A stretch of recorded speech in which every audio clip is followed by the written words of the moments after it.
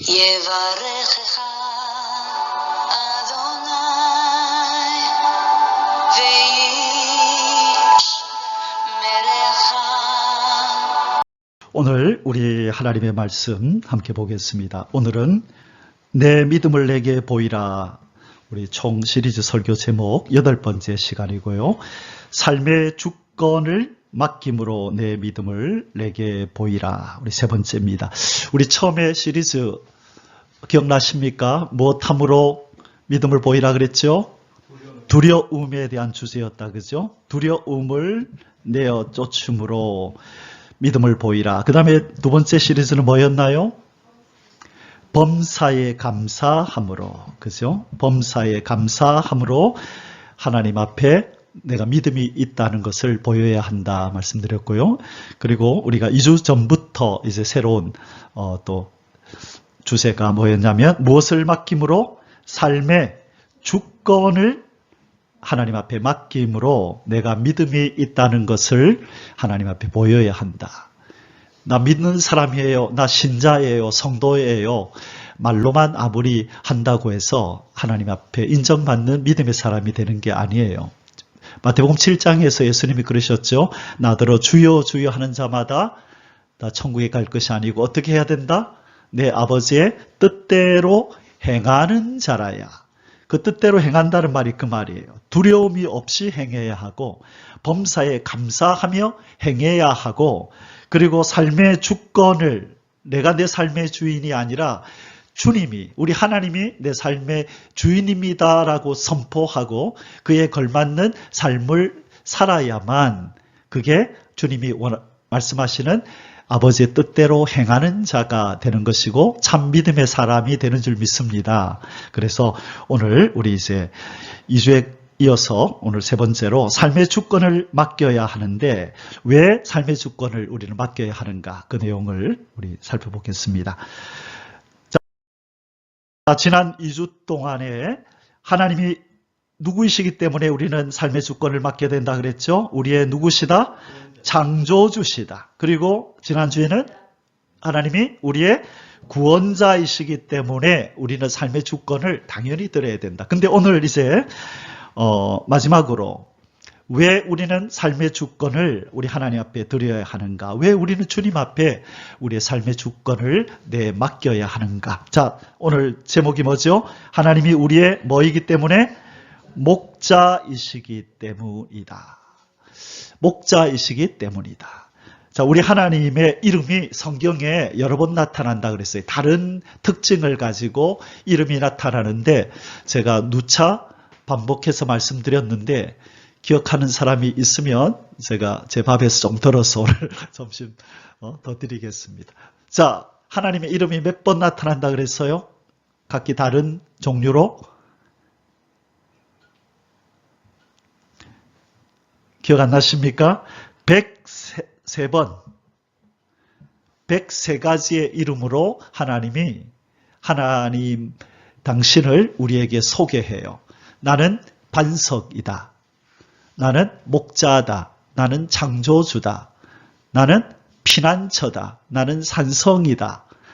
또 뭐가 있죠? 나는 인도자고 공급자고 치료자고 또 뭐가 있을까요?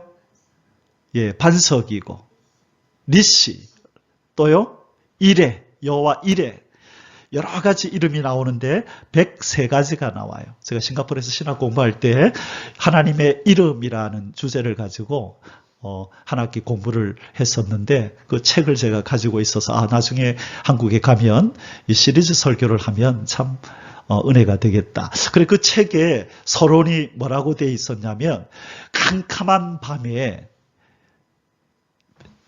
해도 달도 별도 없어요. 캄캄한 밤에는 물건이 보이나요? 안 보이나요? 아무것도 안 보이죠. 그런데 어떻게 하면 갑자기 물건이 보일 수가 있어요. 뭐가 치면? 예, 힌트를 드립니다. 뭐가 치면? 예, 번개가 치면 그 순간에 짧은 순간에 산이 보이고 건물이 보이고 그렇죠? 저기에 사람도 있었네, 집도 있었네. 그 짧은 순간에 보여요. 그렇죠? 그래서 하나님의 이름은 그 저자가 그렇게 표현했어요. 하나님의 이름은 캄캄한 밤하늘의 번개와 같다. 번개가 없으면 아무것도 볼 수 없고 알 수도 없는데 번개가 한번 딱 치는 순간에 저기 산이 있네, 저기에 집이 있네, 사람이 있네 아는 것처럼 우리 인생은 캄캄한 죄와 허물로 죽었기 때문에 하나님에 대해서 무지하다는 거예요. 아무것도 알 수가 없는데 하나님이 성경을 통하여 103가지로 당신의 이름을, 나는 목자다. 하나님 목자시구나. 그러면 나는 양이겠네? 하나님이 나를 돌봐주시겠네? 나는 아버지다. 그러면 우리는 자녀겠네? 보세요. 하나님이 그 이름을 알려주시고 우리에게 나타내심과 동시에 우리가 누구인지를 알고 그분이 우리에게 무엇을 해 주실 수 있는지를 알게 되는 거예요. 그래서 여러분, 하나님의 이름을 잘 알면 알수록 우리가 누구인지를 더 잘 알게 되고 그분과 우리 사이가 어떤 사이인지, 우리는 그분으로부터 어떤 도움을 받을 수 있는지가 명확해지는 거예요. 그래서 성경을 통하여 하나님을 깊이 알면 알수록 우리는 믿음이 견고해지고 하나님과의 관계가 더 깊어져요. 믿으십니까? 그래서 여러분, 말씀을 통해서 하나님을 깊이 아는 은혜가 임하기를 바랍니다. 오늘은 우리 목자이신 하나님, 다음 주에 목자에 대해서 한 번 더 말씀을 드릴 거예요. 말씀을 준비하다 보니까 말씀이 길어져서 오늘은 반만 하고 반은 다음 주에 하겠습니다. 오늘 본문 같이 읽겠습니다. 시편 23편 1절, 여호와는 나의 목자시니 내게 부족함이 없으리로다. 아도나이 로에 흐사르, 아도나이 로이 로에 흐사르. 히브리어는 그렇게 되어 있어요. 아도나이 로이, 여호와라고 쓰고 예흐바라고 쓰고, 이스라엘 사람들은 여호와라는 이 이름을 안 불러요. 감히 어떻게 우리가 하나님의 그 거룩한 이름을 여호와라고 부르냐 이래서 대신에 아도나이, 나의 주는, 나의 주여, 그렇게 불러요.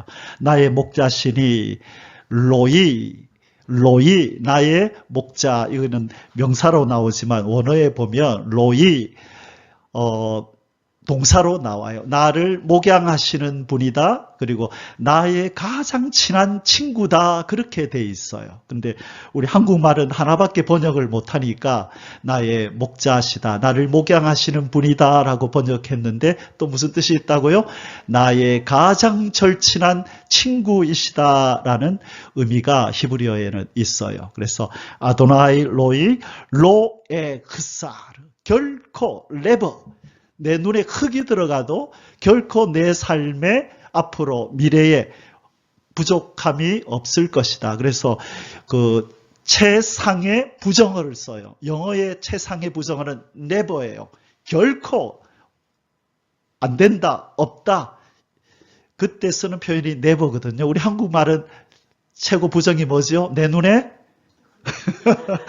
내 눈에 흙이 들어가도, 내 손에 장을 찢어도 뭔가, 그렇죠. 내 눈에 흙이 들어가도 안 된다. 그게 최상의 부정이겠네요. 근데 이 히브리어에는 로라는 그 단어를 쓰고, 그 부정어를 쓰고 뒤에 미완료태를 딱 붙이면 미래에 앞으로 반복해서 결코 이런 일이 일어나지 않는다라는 뜻이 돼요. 그래서 로예 흐사르, 그러면 앞으로 결코 나는 부족함이 없다.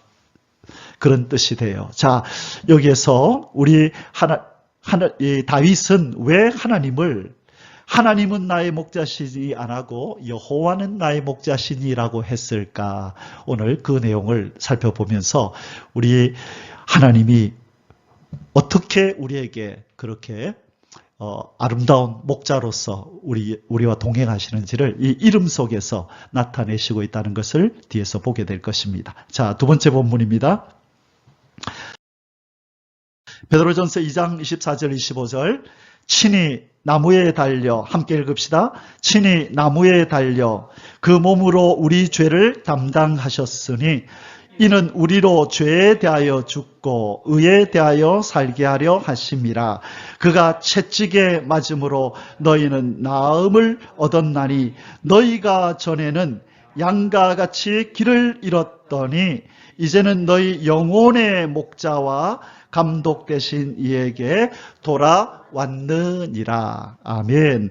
자, 24절에서는 그 몸으로 십자가에서 죽으시고 우리의 죄를 담당하시고 우리를 의인으로 만드신 분에 대해서 설명을 하다가 그분이 누군지에 대해서 정체를 밝히는데 25절에서 누구라고 표현해요? 이분이 우리의 영혼의 목자이시다. 우리의 감독 되신다. 장로님이 되신다. 우리 돌보시는 분이 되는 거예요. 목자라는 뜻이에요. 목자.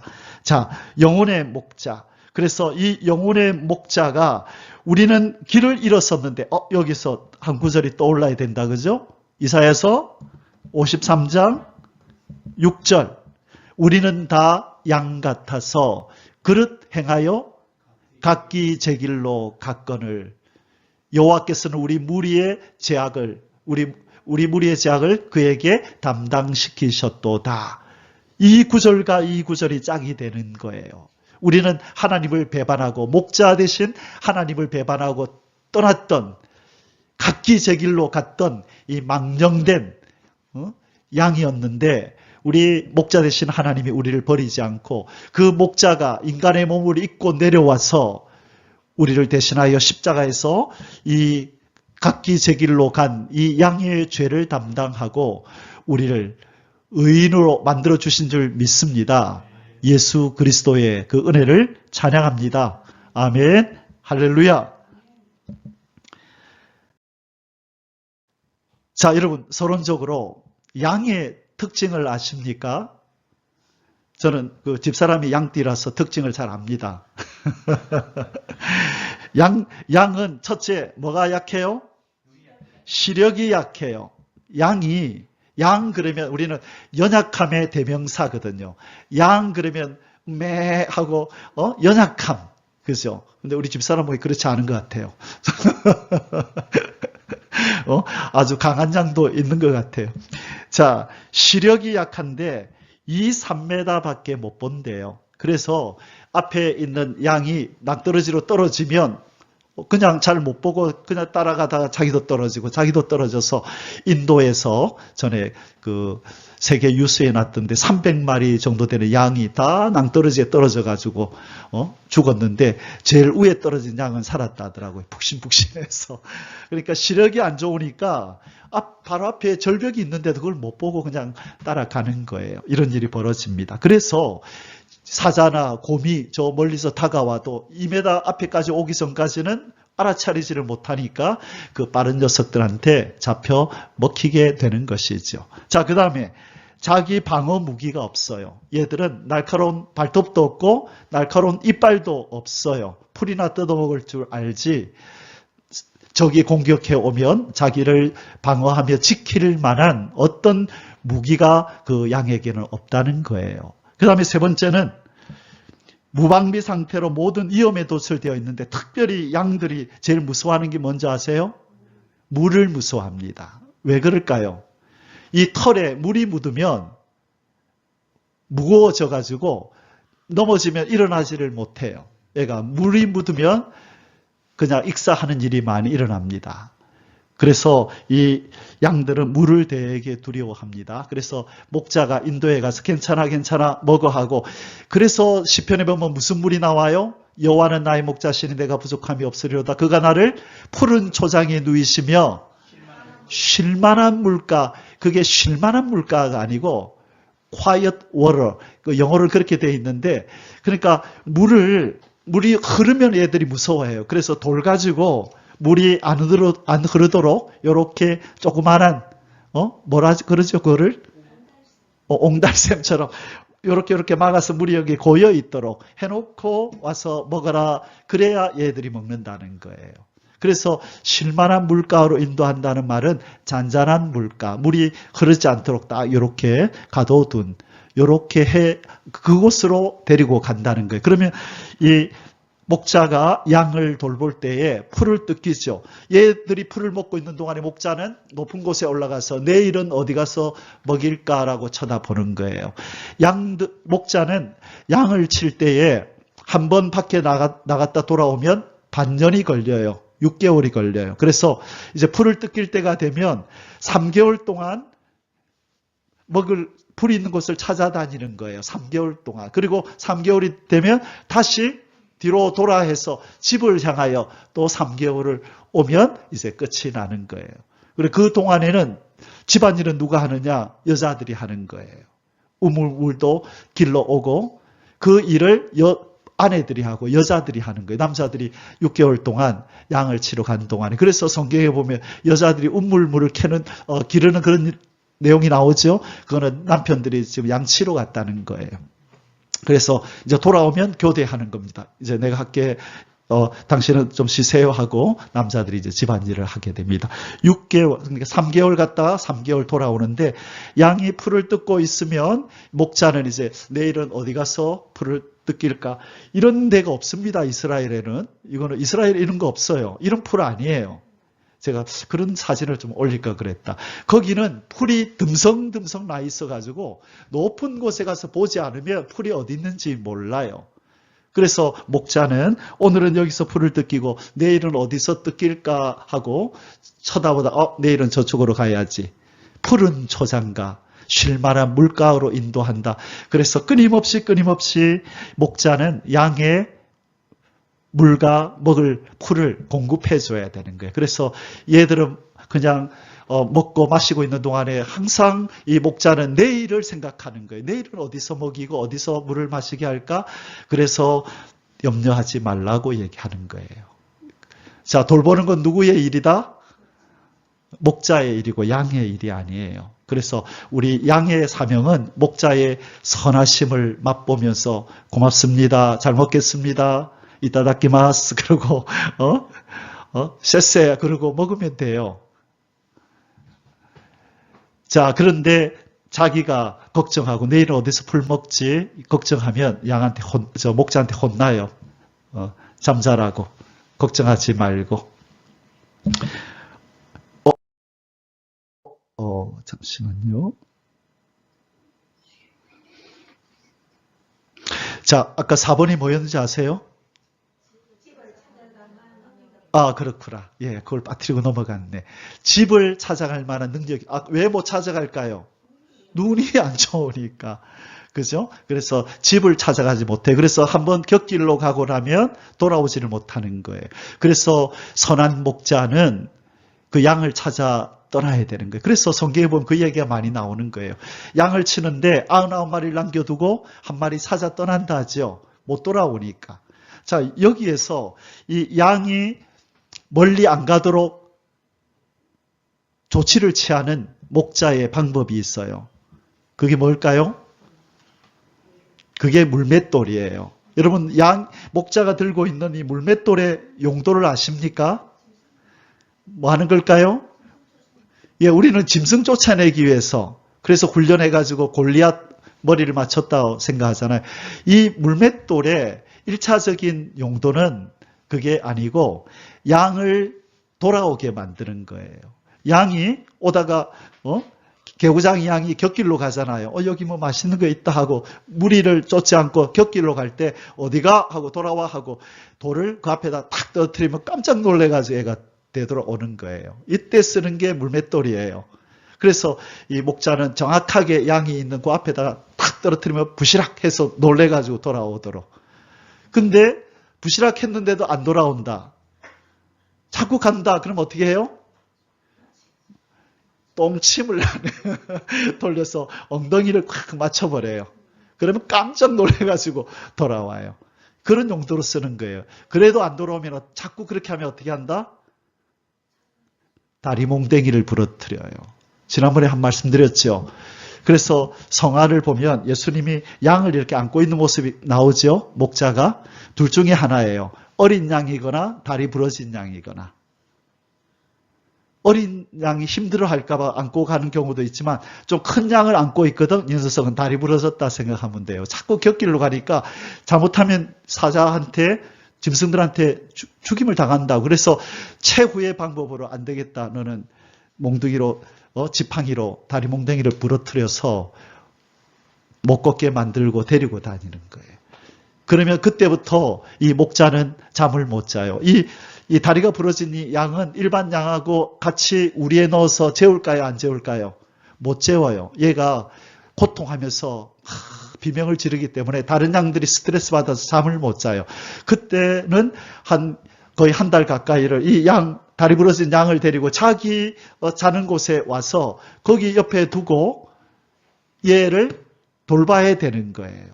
그러니까 아기가 보채면 일어나서 기저귀 갈고 우유 먹이고 하는 것처럼 이 양이 울 때마다 일어나서 마사지 해주고 달래주고 함께 아파해 주는 거예요. 그리고 한 달이 지났어요.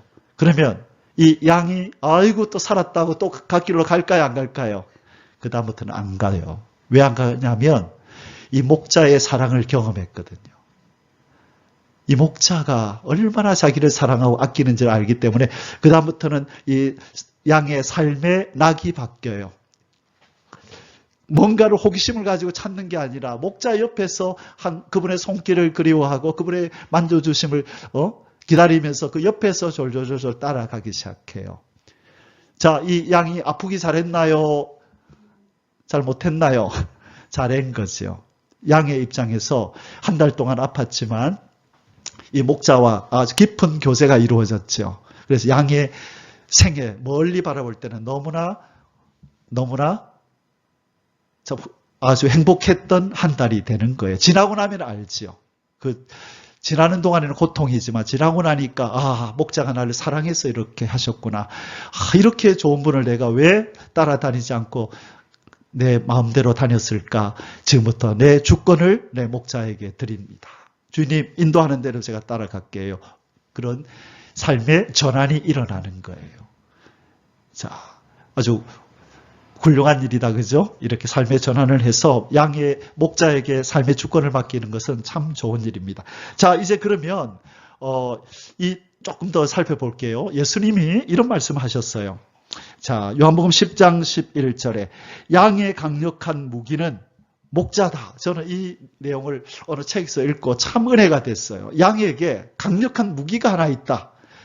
시력도 안 좋고 이빨도 강하지 않고 발톱도 날카로운 발톱이 없지만 양은 아주 강력한 무기가 하나 있는데 그게 뭐라고요? 목자가 자기 옆에 있다는 거예요. 지팡이와 막대기를 들고 물맷돌을 들고 사자도 곰도 접근하지 못하도록 지켜주는 목자가 이 양에게는 최고의 무기인 것이죠. 그래서 이 양이 안전하기 위해서는 누구 옆에만 있으면 된다? 목자 옆에만 있으면 된다. 삶의 주권을 맡기고 그분의 인도를 따라 그의 공급하심에 감사하면서 그분만 따라 동행을 하면 안전하고 배부르고 갈증나지 않는 행복한 양의 삶을 살게 될 줄 믿습니다. 그것을 지금 우리 주님께서 말씀하시는 거예요. 그것을 미리 앞서 경험했던 믿음의 선배 다윗이 여호와 하나님은 나의 목자시더라. 이 시는 그의 젊은 날에 그가 쓴 시가 아니라고 신학자들은 얘기해요. 노년에 살아온 삶을 회상하면서 이런 고비 사망의 음침한 골짜기 내 장인어른이 나를 죽이려고 군대들을 이끌고 몇 번이나 나를 죽이려고 했던 사망의 음침한 골짜기를 다니고 내가 전쟁터에서 얼마나 많은 전쟁을 치렀나 그 사망의 음침한 골짜기를 내가 지나는 동안에도 나의 목자가 나를 지키셨구나. 이걸 깨닫고 그것에 감사하면서 여호와는 나의 목자시니 내가 부족함이 없으리로다. 과거에 그렇게 나에게 부족함이 없으셨던 하나님이 앞으로 미래에도 결코 나에게 부족함이 없게 하실 것이다라고 고백하는 시가 바로 시편 23편이에요. 자, 양 우리 문에서 잠을 자며 양을 지킨다. 이게 무슨 말이냐?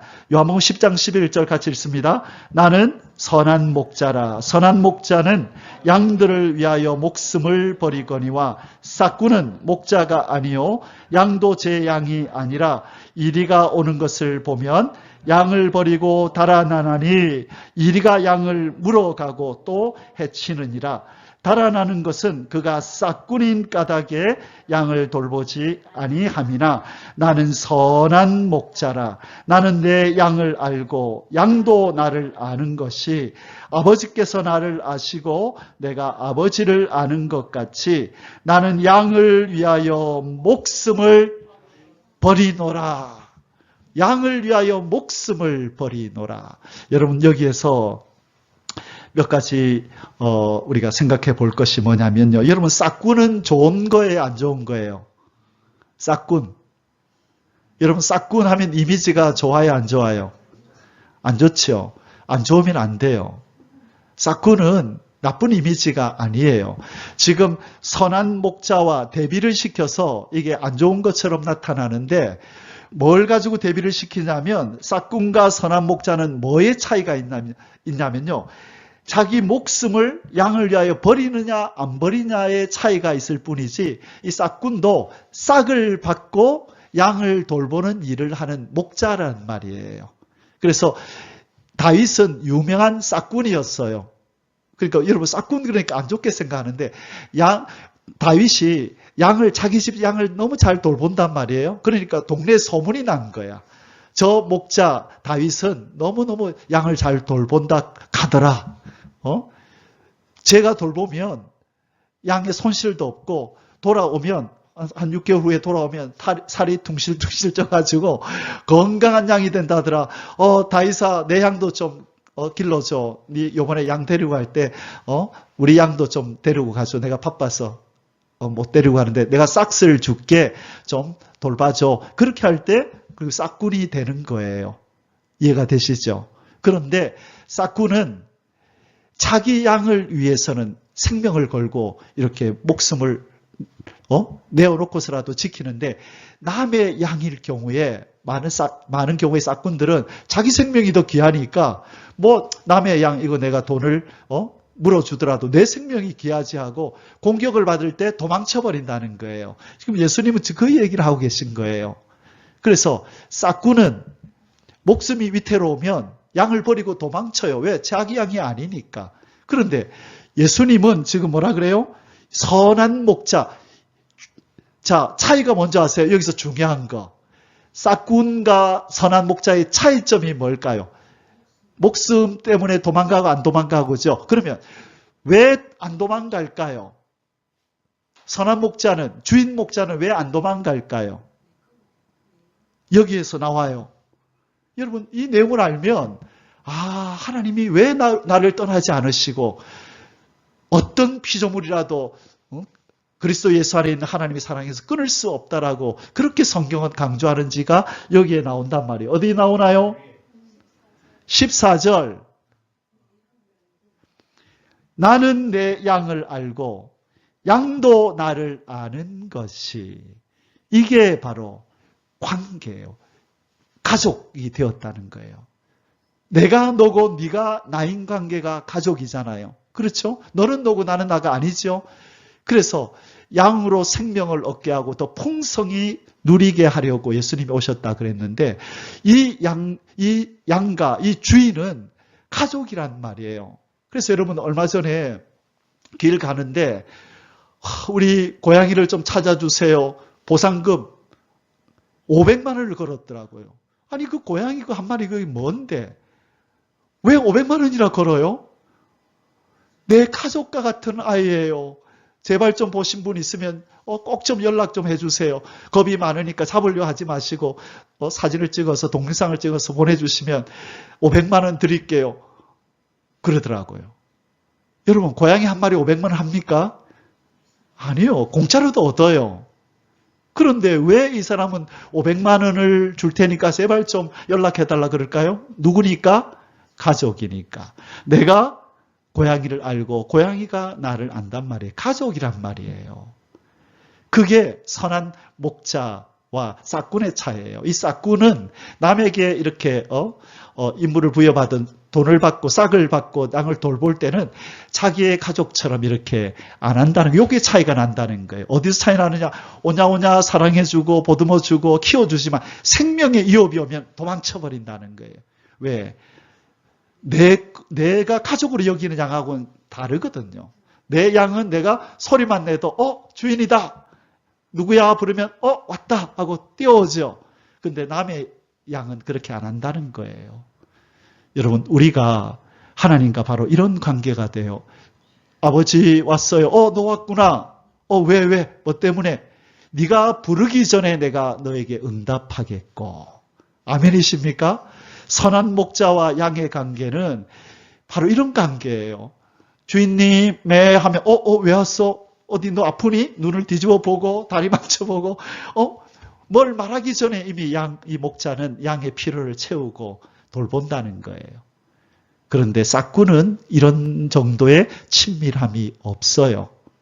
그런데 예수님은 우리와의 관계를 뭐라 그래요? 나는 선한 목자고 너는 내 양이다. 그렇게 관계를 설정하신 거예요. 나는 싹군 아니다. 너를 위해서 내가 생명을 버린다. 생명을 버렸다.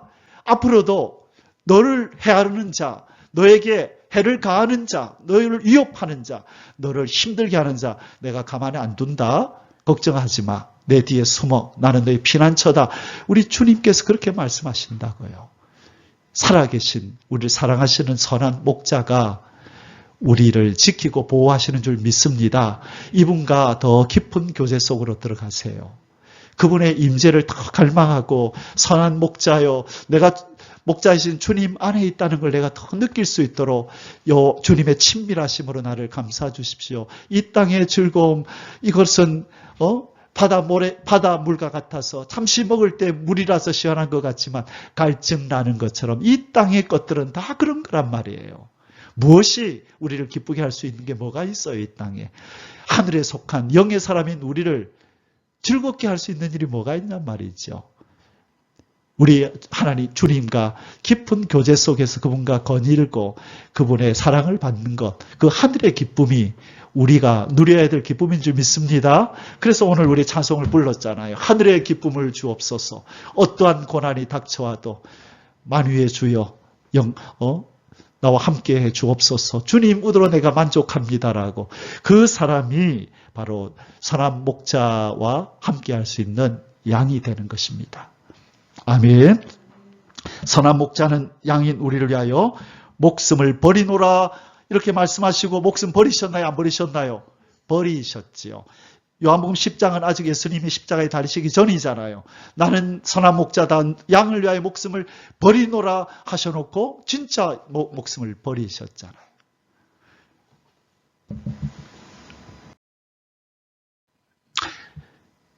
본론으로 들어가 보겠습니다. 다윗이 시편 23편을 쓴 시기가 언제라 그랬습니까? 어렸을 때 아니면 노년에? 예, 노년에 여호와 로이 여호와 하나님은 나의 목자이시다. 나의 가장 친한 친구이시다. 그렇게 고백을 했습니다. 다윗이 시편 23편을 쓴 시기는 인생의 말년에 자신이 살아온 날들을 회상하면서 정말로 그러하구나. 이분이 정말로 선한 목자셨구나. 내가 목마르고 배고플 때 먹을 것 마실 것 주셨고 사망의 음침한 골짜기 같은 생명의 위협을 느끼는 현장에서 나를 지키시고 보호하셨구나. 그 사울이 창을 던질 때마다 자기가 피한 것이 아니라 천사들이 도와준 줄 믿습니다. 이 다윗은 그것을 고백하고 있는 거예요. 여러분, 하나님이 목자로 처음 묘사된 곳이 어딘가 하면 성경에서 하나님이 이름이 있다 그랬죠? 하나님이 목자로 나는 목자란다라고 당신의 이름을 우리에게 소개한 최초의 곳이 바로 창세기 48장 15절이에요. 우리 같이 한번 읽어보겠습니다. 그가 요셉을 위하여 축복하여 이르되 내 조부 아브라함과 아버지 이삭이 섬기던 하나님 나의 출생으로부터 지금까지 나를 기르신 하나님 보세요. 출생으로부터 지금까지 나를 뭐 하신 하나님? 나를 길러주신 하나님이라고 이렇게 기르시는 목자와 같은 이런 표현을 하셨어요. 여기서 목자라는 말을 직접 쓰지는 않았다, 그죠? 그런데 이 부분을 나를 길러주신 분, 출생에서부터 지금까지 길러주신 분, 그래서 이 목자상을 최초로 표현한 곳이 이곳이다라고 이 주석가들은 그렇게 얘기를 해요. 그래서 야곱이 바로 하나님이 나를 출생시켜서 기르셨다. 그래서 제 서재에 가면 제 돌사진이 있습니다. 흑백으로 된. 돌쇠아진을 제가 늘 볼 때마다 내가 나무로부터 나를 길러주신 하나님이라고 그 사진을 볼 때마다 이 고백이 나와요. 자, 왜 다윗은 하나님은 나의 목자라고 하지 않고 여호와는 나의 목자라고 불렀을까? 이유가 뭘까요? 하나님은 엘로힘이에요. 창세기 1장 1절에 태초에 하나님이 천지를 창조하시니라 할 때 하나님 나타내는 이름이 하나님 엘로힘이라는 뜻이에요. 그것은 전능한 창조의 하나님을 주로 나타낼 때 쓰는 이름이 뭐라고요? 엘로힘 하나님. 자, 그런데 이제 창세기 2장 4절 이하에 가면 아담과 하와가 등장을 하면서부터 하나님이 당신의 이름을 이제는 새롭게 나타내요. 뭐라고? 여호와 하나님이, 하나님 엘로힘 앞에다가 야훼, 예흐바 엘로힘이 이렇게 이제 인간들 앞에 당신 하나님의 이름을 나타낸단 말이에요. 그건 무슨 말이에요? 나는 전능자기는 전능자인데 어떤 특징을 가진 전능자다? 언약을 지키는 하나님이라는 거예요. 이 야훼, 여호와, 예흐바 이 하나님의 이름은 언약에 신실하신 하나님이라는 바로 의미를 가지고 있는 거예요. 그래서 나는 엘로힘, 나는 여호와 엘로힘이다. 나는 예흐바 엘로힘 이렇게 부를 때 예흐바는 뜻이 뭐라고요? 언약에 신실하신 하나님. 엘로힘은 창조에 전능한 하나님. 그래서 여호와 하나님, 우리가 무심코 부르는 이름 속에 전능하신 창조의 하나님은 신실하신 하나님이십니다. 이 신앙의 고백이 들어있는 거예요. 자, 하나님 이름 한번 불러볼까요? 여호와 하나님. 그럼 뜻이 뭐라고요? 약속에 신실하신 전능한 창조주 하나님. 그러니까 하나님은 알아들으신다고요. 우리가 그렇게 고백하면. 여호와 하나님 이렇게 부를 때 이 의미를 가지고 불러야 된다고요. 여러분, 지난주부터 저에게 뭔가 변화를 못 느끼셨습니까? 아무도 그 얘기를 안 하시대. 박 목사님이 한번 얘기해. 제 배지가 바뀌었어요. 12,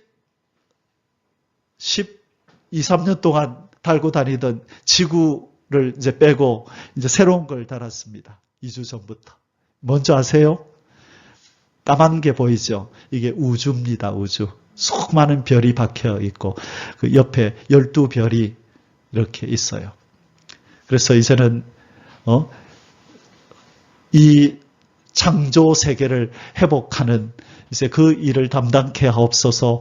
옛날 어렸을 때 조그만할 때 저 지구를 생각만 해도 버거워서 아이고 내가 나 같은 게 무슨 지구를 변화시켜 늘 그렇게 생각하면서 온갖 이곳저곳에다 지구본 세계 지도 막 늘 주변에 두고 살았잖아요. 그래서 언제부턴가 이 배지가 눈에 띄길래 이거로 이제 좀 바꿔야 되겠다 싶어서 바꿨어요. 그래서 여러분 신앙생활 열심히 하시면 우리 교회 설립일 날 인정받는 분에게 이 배지를 하나씩 선물 드리겠습니다. 선물. 예. 값이 좀 나가는 겁니다. 그래서 제가 선물을 하나씩 드리겠습니다. 아마 유난히는 아마 당첨된 거나 다름없을 거다, 그지? 열심히 하고 있으니까. 그래요. 우리 그 교회 설립일 때 8월 15일 날 그때 제가 하나씩 선물을 드리겠습니다. 자, 우리 하나님 어떤 하나님이다? 여호와 엘로힘. 엘로힘 여호와. 자, 기억하십시오. 그래서 왜 다윗은 하나님 엘로힘은 나의 목자라고 하지 않고 예흐바, 우리 한국말로는 여호와라고 읽지요. 또 조영기 목사님은 야훼라고 그렇게 표현했는데 정확한 표현은 예흐바예요. 예흐바. 그래서 여호와, 야훼, 예흐바. 그런데 이스라엘 사람들은 아도나이라고 읽는다 그랬죠. 자, 그래서 이것을 알고, 자, 다윗은 여호와 예흐바는 나의 목자이시다. 그 말이 무슨 말이에요?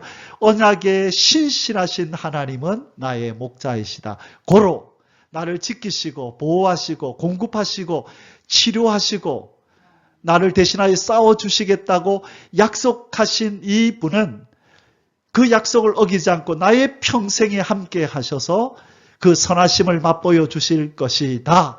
맛보여 주셨다라고 노년에 회고하면서 회상하면서 이 고백을 하고 있다는 거예요. 믿음의 선배가 앞서 경험한 이 하나님, 이 여호와께서 우리의 목자가 되시는 줄 믿습니다. 그래서 하나님이 두려워하지 마라. 내가 너와 함께 함이니라. 그렇게 말씀하시는 거예요. 우리는 행복자예요. 아멘이십니까? 행복자라고, 행복자. 누가 감히 이런 분의 양이 될 수 있어요? 무엇이 부족하겠어요?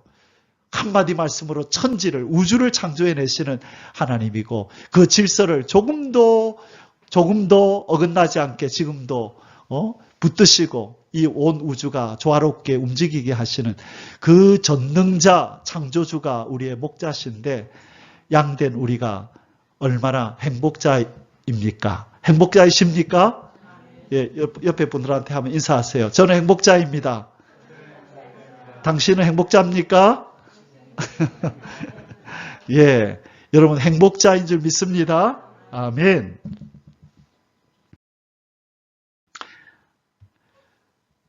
자, 여러분 이 출애굽 때에 하나님께서 모세를 불러서 하신 말씀 중에 묘한 말씀이 있어요. 제가 이 목자에 대하여 살펴보다가 여호와 하나님이 왜 이런 말씀을 하셨는가? 나중에 이제 히브리어를 공부하고 나서 이 구절을 읽다가 이게 그런 뜻이었구나. 뒤늦게 알았어요. 자, 하나님께서 모세에게 이렇게 말씀하십니다. 출애굽기 6장 2절에서 4절에 하나님이 모세에게 말씀하여 이르시되 나는 누구다? 여호와이니라. 그런데 뒤에 뭐라고 그러셨냐면 내가 아브라함과 이삭과 야곱에게 전능의 하나님으로는 나타났으나, 다시 말해 엘로힘으로는 나타났으나 나의 이름을 여호와 예흐바로는 그들에게 알리지 아니하였고 가나안 땅 곧 그들이 거류하는 땅을 그들에게 주기로 그들과 언약하였더니. 자, 아브라함, 이삭, 야곱에게는 어떻게 나타났다고요? 전능한 하나님으로, 창조주로 그들에게 나타나서 역사했대요. 그런데 이제 그들의 후손인 애굽에 있는 저 이스라엘 백성들에게는 그 이름을 뭐로 나타내겠다? 내가 바로 여호와다. 언약을 지키는 신실한 하나님이다라고 그들한테 내가 이제 보일 거다. 자, 왜? 이스라엘 백성들은 애굽에서 지금 뭘 기다리고 있어요? 아브라함, 이삭, 야곱에게 약속하신 하나님, 우리를 출애굽시켜서 가나안 땅으로 데리고 간다 그러셨잖아요. 그렇죠? 아브라함에게 창세기 15장에서 햇불 언약을 통하여 네 후손이 이방에서 4대 동안 종살이 하다가 내가 그 나라를 징치할지니 그들이 큰 재물을 가지고 나올 거라고 예언했거든요. 언약했거든요. 몇 년 전에, 모세를 부르기 몇 년 전에, 650년 전에 아브라함에게 햇불 언약을 통하여 언약하셨단 말이에요. 몇 년 전에? 650년 전에. 그리고 아브라함이 이삭을 낳고 이삭이 야곱을 낳고 야곱이 요셉을 낳고 요셉이 이제 팔려가서 국무총리가 되었을 때 아버지 형님들 다 내려오세요 하고 애굽에 들어가서 430년을 살았죠. 그래서 기간을 다 합치면 아브라함에게 언약하고 지금 모세가 출애굽시킬 때까지 그 기간이, 그 갭이 650년이라는 말이에요. 드디어 하나님께서 아브라함에게 언약했던 나 여호와가 어떻게 지키는지를 그의 후손인 이스라엘 백성들한테 내가 이제 보이리라. 내가 여호와로 얼마나 약속에 신실한지 650년 전에 그들의 조상에게 한 약속, 그 언약을 내가 지키는 것을 보여주리라. 모세야 가라. 나로 여호와로 알려라. 그러면 이스라엘 백성이 어떻게 받아들여요? 하나님이 약속을 지키시겠구나. 아브라함, 이삭, 야곱에게 하신 말씀을 그렇게 받아들일 거 아니에요. 그렇죠? 그래서 하나님이 이 표현을 쓰는 거예요. 나는 여호와이니라. 전에는 전능의 하나님으로는 나타났으나 여호와로는 그들에게 알리지 않았었는데 지금 드디어 여호와로 내가 그들에게 알리겠다. 여러분, 우리 하나님의 신실하심은 100년, 1000년을 넘나들어요. 우리 인간의 연수, 우리 인간의 셈법으로는 1년이 길고 10년이 길고 20, 30년이 길지만 하나님께는 100년, 1000년, 1000년이 뭐와 같다? 하루와 같다. 그래서 인간은 다 잊어버리고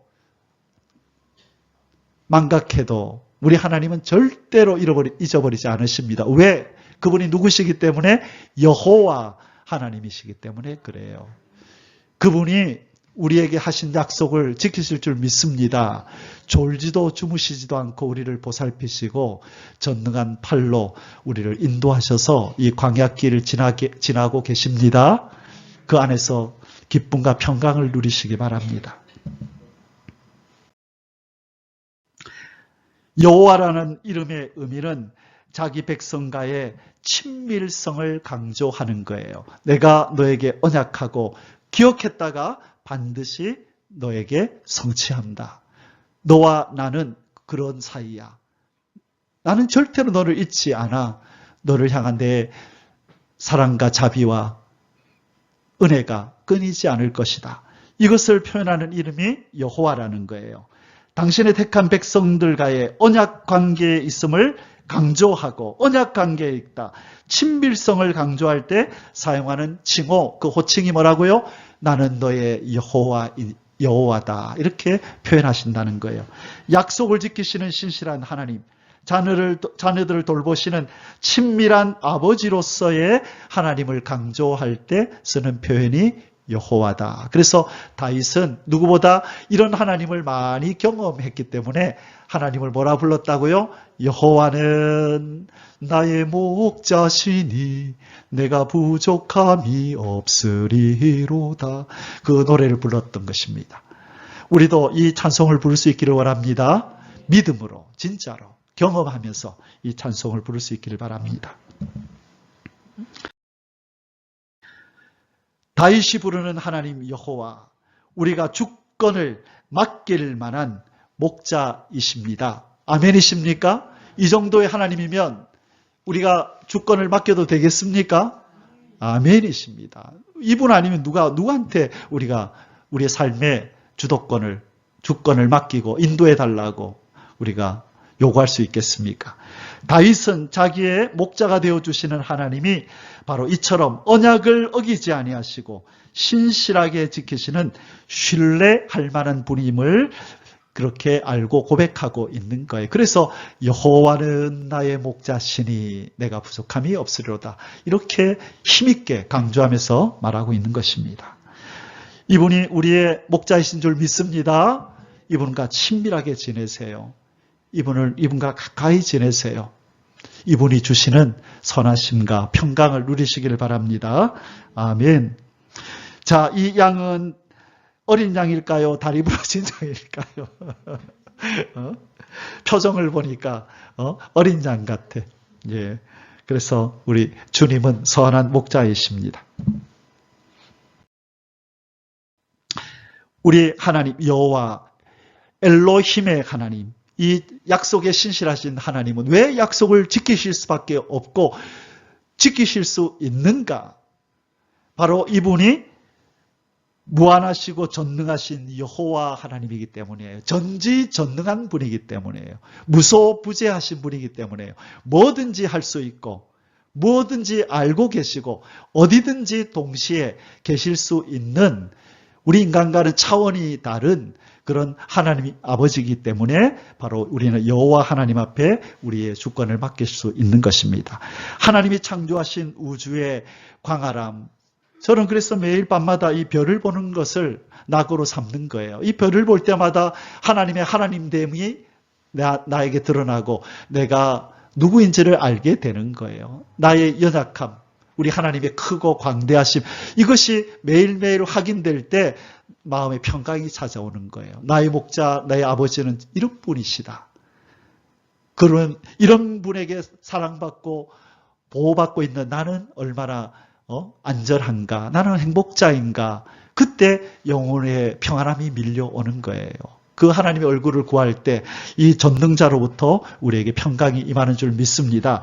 여러분, 우주의 넓이가 인간이 측정한 그 정도가 어느 정도냐면 150억 광년, 빛의 속도로 150억년을 가야 도달할 수 있는 우주만큼만 인간이 지금 관찰을 했어요.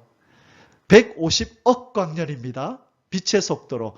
1초에 얼마나 간다고요? 30만 킬로, 지구를 7바퀴 반을 돌아요. 1초에. 그런데 인간이 측량한 그 우주 끝까지 가려면 몇 년을 가야 된다고요? 150억 년을 가야만 도달할 수 있어요. 여러분, 머리 터져요. 이건 깊이 묵상하면 안 돼요.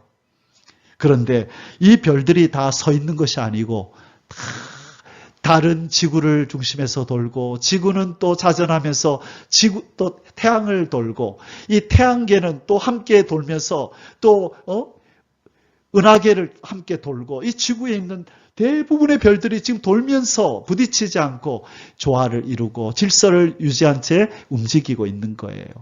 그래서 과학자들 중에 70, 80%가 나사에 있는 거의 70%가 창조주를 믿는 데잖아요. 자기 분야를 연구하면 연구할수록 이것은 누가 창조주가 없이는 이런 질서가 유지될 수가 없다라고 그들도 고백하지 않을 수가 없다는 거예요. 연구하면 연구할수록. 그래서 여러분, 우리 하나님은 크시고 광대하신 하나님인 줄 믿습니다. 여러분, 이 작은 지구 땅의 일에 매몰되지 마시고 눈을 떠서 크고 광대한 하나님의 세계를 보세요. 그러면 이 지구 땅의 일들이 작게 여겨질 거예요. 왜 다윗이 그 큰 골리앗 앞에 겁을 안 내고 갈 수 있었을까요? 다른 키 큰 장성한 이 어른 군인들은 그 골리앗 앞에 벌벌 떠는데 이 조그마한 다윗은 어떻게 용기가 있어서 이 물맷돌 하나 들고 골리앗 앞에 나갈 수 있었을까요? 그는 묵상이 달랐어요. 차원이 다른 묵상을 하던 사람이라고요. 늘 양을 치면서 밤하늘을 보면서 그가 지은 시편을 보세요. 얼마나 이 우주에 대해서 많이 말하고 있는지. 그래서 그 보다가 이 다윗은 나하고 취미가 비슷했구나. 이 밤하늘을 보면서 별들을 세면서 이 창조주 하나님을 묵상했구나. 크신 하나님을 늘 묵상하다 보니까 이 골리앗, 이 조그마한 먼지 같은 거, 벌레 같은 거, 크신 하나님이 나를 도우시면 얘는 벌레 맛도 못하다. 그렇게 여겨질 수 있는 거예요. 그 묵상에서 그런 신앙의 행위가 나올 수 있는 거예요. 여러분, 그래서 보고 듣고 생각하는 것을 여러분 차원이 달리 하셔야 돼요. 인간들이 보는 것 보고 거기 감동하고 박수치고 그러지 마시고 그 시간들을 하나님의 세계를 보는 일에다가 바뀌세요. 그 시간을 투자하세요. 남들이 뭐라 하든지 간에 좀 유별나다고 말하더라도 이 하나님과 친밀하게 지내시고 이 하나님과 사랑을 속삭이면서 지낼 때에 여러분 이 시대에 큰 믿음의 사람으로 하나님 앞에 인정받고 쓰임받을 줄 믿습니다. 하나님이 바라만 봐도 마음이 유쾌한, 나는 너만 보고 있어도 즐겁다. 그런 존재가 될 수 있기를 주의 이름으로 축원합니다. 아멘. 제가 좋아하는 구절 중에 하나, 고등학교 때 애우고 또 애웠던 이 말씀, 참 지금도 이 말씀만 묵상하면 우리 하나님의 크심이, 광대함이 다가옵니다. 예레미야 31장 35절에 여호와께서 이와 같이 말씀하셨느니라. 그는 해를 낮의 빛으로 주셨고 달과 별들을 밤의 빛으로 정하였고 바다를 뒤흔들어 그 파도로 소리치게 하나니 그의 이름은 만군의 여호와니라. 만군의 싸우는 왕들 중에 여호와다. 용사이신 언약의 신실한 하나님이다. 용사시래요. 만군의 여호와 하나님, 엘로힘, 만군의 여호와 하나님의 이름을 알면 알수록 그분의 크시고 광대하심이 드러나는 거예요. 자, 해를 낮을 비추도록 주셨고 달과 별들을 밤에 가로등으로 주셨다는 거예요. 그래서 여러분 달을 볼 때마다, 별을 볼 때마다 이 구절을 떠올리면서 내 하나님 아버지가 만드신 가로등, 자연 가로등, 낮에 해를 보면 이 생명체들에게 생명을 주기 위해서 큰 광명을 만드신 내 하나님 아버지. 그래서 눈이 부시면서 태양을 보면서 하나님을 묵상하는 거예요. 그리고 그 앞에 있는 먼지보다 작은 나를 자각하면서 겸손하게 그 창조주를 섬기고 예배하기로 결단하는 거예요. 숨쉬며 창조주 하나님 아버지여 찬양합니다. 감사합니다. 그 피조 세계를 보면서 창조주를 노래하며 사는 것이 우리 피조물의 사명인 줄 믿습니다. 많이 자연을 경험하시고 노래하시길 바랍니다. 시편 147편 4절에 자, 시편 기자가 뭐라고 하는지 보세요. 그가 별들의 수요를 세시고 이 수많은 별들의 수를 세신대요. 하나, 둘, 셋, 넷. 인간은 다 상상도 할 수 없는 일을 누구나 하신다? 그가, 창조주 하나님은 별들을, 그가 만드신 별들을 또 시편에 보면 이사야에 보면 어떤 내용이 나오냐면 각기 그 이름으로 별들을 부르신대요. 와, 어마어마하지 않습니까? 그것들을 다, 여기 뒤에 나왔네. 그죠? 그 다 이름대로 부르시는도다. 하나님이 이름을 다 지어놨대요. 별 하나 별둘이 아니라 각기 이름을 짓고 그 이름을 부른다는 거예요. 여러분, 이 정도면 위대하신 분 아닙니까? 그렇죠. 하나님이 이 수많은 우주의 별들을 이름을 다 지으시고 부르신다고 몇 개나 되는지 다 알고 계신데요.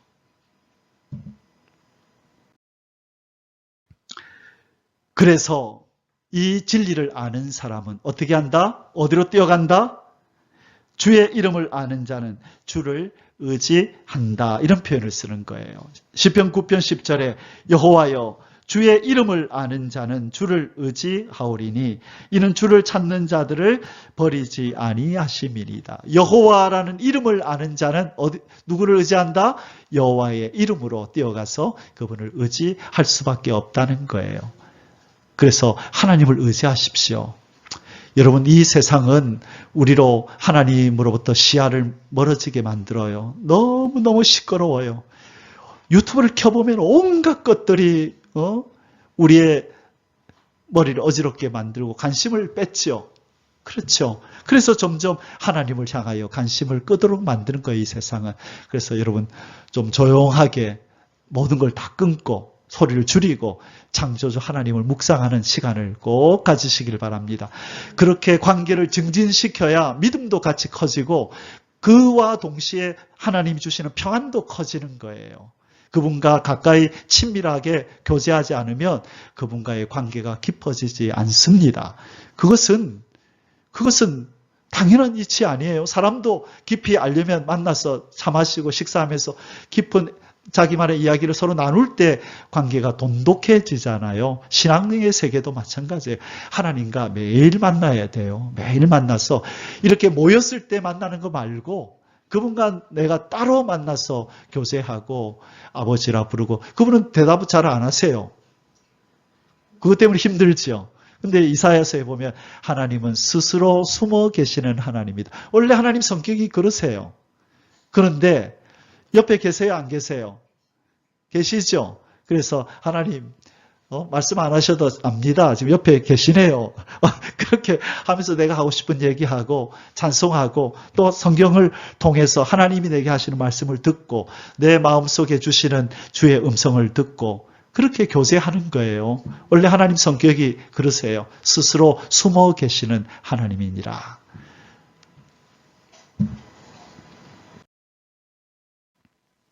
마지막 결론입니다. 오늘은 여기까지만 할 텐데요. 양들의 큰 목자이신 예수 그리스도다. 이 신약에서는 예수님이 양들의 큰 목자다. 이렇게 예수님의 이름을 불러요. 자, 우리 같이 읽겠습니다. 히브리서 13장 20절. 양들의 큰 목자이신 우리 주 예수를 영원한 언약의 피로 죽은 자 가운데서 이끌어내신 평강의 하나님이 자 양들의 큰 목자이신 우리 주 예수를 영원한 언약의 피로 죽은 자 가운데서 이끌어내신 평강의 하나님이다. 이런 표현을 쓰셨네요. 자, 우리 예수님이 누구시다? 오늘 여기에만 맞추십시다. 우리의 큰 목자이시다. 그래서 여러분, 우리 예수님이 돌봐야 될 양들이 너무 많아가지고 누구를 불렀어요? 작은 목자들을 부른 거예요. 그래서 제가 여러분에게 있는 거예요. 작은 목자가 큰 목자이신 예수님한테 부름을 받아서 주님의 사랑받는 양인 여러분을 잘 돌보라고 작은 이 목자를 여러분에게 붙여주신 거예요. 그래서 여러분의 삶을 힘들고 어렵고 기쁜 일, 즐거운 일을 함께 나누고 또 도움이 필요할 때 도움도 받고 또 서로 위해주고 끌어주면서 우리 큰 목자이신 예수님 만날 때까지 그렇게 목장 생활 잘 할 수 있기를 주의 이름으로 축원합니다. 아멘. 우리 다음 주에는 이 예수님이 왜 양의 문이라는 표현을 쓰셨는지 이 부분을 살피면서 우리가 이 목자이신 이분에게 삶의 주권을 맡길 수 있는 이유가 무엇인가라는 것에 대해서 구체적으로 몇 가지를 살펴보면서 이 목자 시리즈를 마치기를 원합니다. 자, 기도하겠습니다. 우리의 큰 목자이신 선한 목자이신 우리 주 예수님 고맙고 감사합니다. 각기 제 길로 망령된 길로 갔던 우리를 버리지 않으시고 이 땅에 오셔서 그 목숨을 버리심으로 선한 목자로서 우리 양된 우리를 건져주신 것을 감사합니다.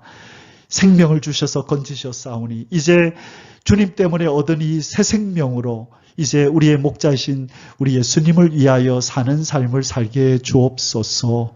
선한 목자 옆에서 늘 사랑과 자비를 경험하고 우리도 주님을 선한 목자이신 주님을 사랑하면서 온 마음과 뜻과 정성을 다하여 주님을 섬기면서 이 광야길을 잘 걸어가게 도와주옵소서. 선한 목자 되신 우리 주 예수님의 이름으로 감사하며 기도 올리옵나이다.